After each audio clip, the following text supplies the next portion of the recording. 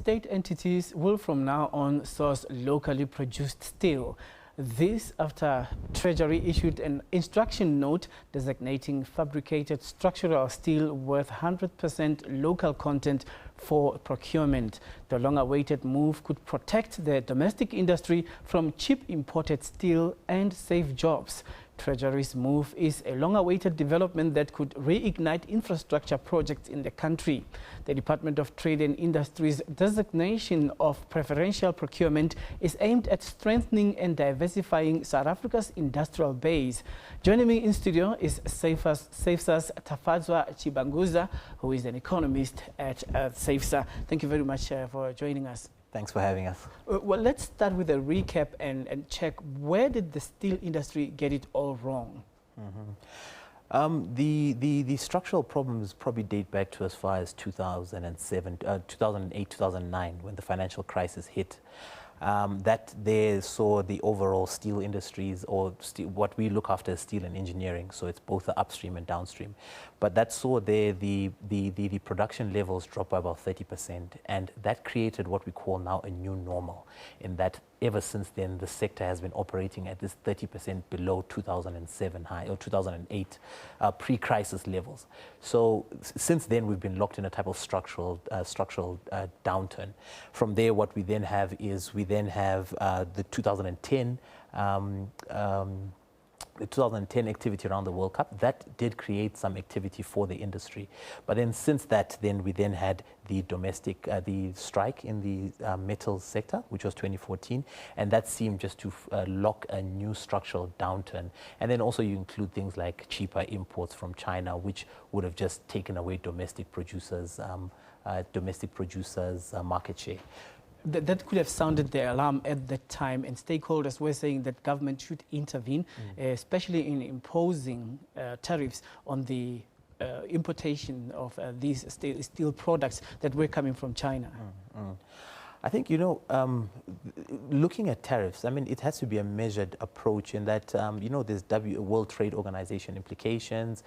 You can raise your steel your tariffs up to the bound rate, but then even at that time, I mean, what we needed is the current situation. What we've asked for government is the designation of steel. Essentially, what you're doing, that's a non-tariff barrier, if you think of it, in the sense that you're using state funding to fund. You're using state funding to buy steel. So you're using local money to purchase local goods. So yes, tariffs is one option, but we think this is an even a better option because you're almost using your capital patriotically, if we can call it that. The structural downturn in the steel industry had ripple effects for towns like Thabazimbi, and the job losses that are were incurred after that. Looking at the effect now, how do you think this new instruction note is going to turn the situation around? It definitely will. In fact, when I was coming here, I thought, this is probably Christmas come early for us. And the reason for that, I mean, when we look at the structural steel industry itself, it employs about 45,000 employees, 43,000 at the last count I saw. And all of those were under threat of being wiped out had something not happened. Now, what this then does, but this is off a peak, if I'm not mistaken, I think the number that I saw was a peak of about 50,000 or so that have been lost because of this downturn.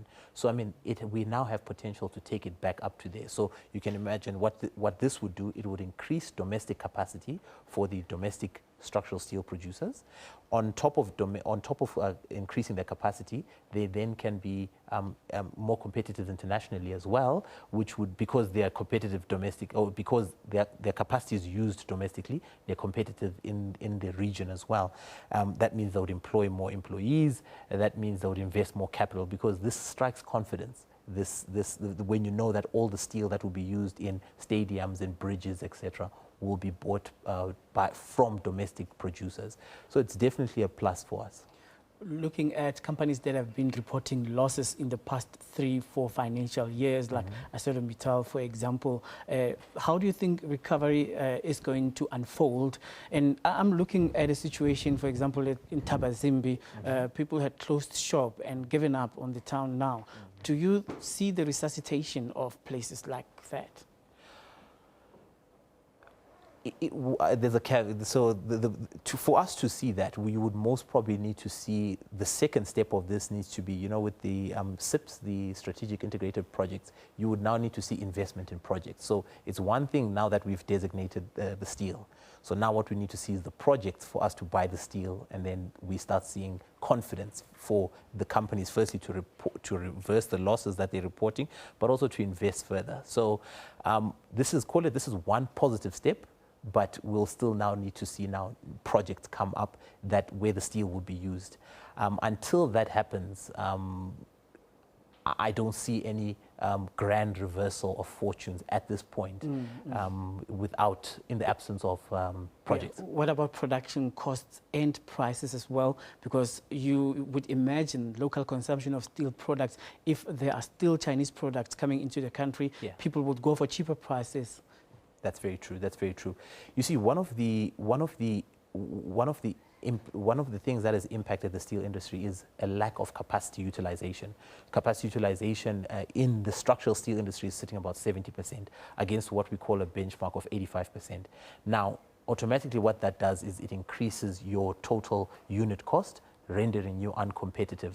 So having now your steel purchased locally will increase the domestic producers' capacity utilization, and then that way they then should be able to compete on a number of bases. I mean, the Chinese steel, I mean, is very difficult to compete against them because of the prices it comes in at, and the rumors of subsidies and that Chinese exporters or importers would have.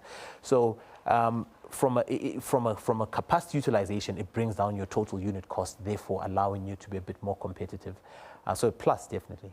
All right. Thank you very much for your time. Thank you. Right. We've been speaking here to Safazwa Chibanguza, talking to us about state entities having to now source locally produced steel, 100% local steel to be produced and sourced by state entities.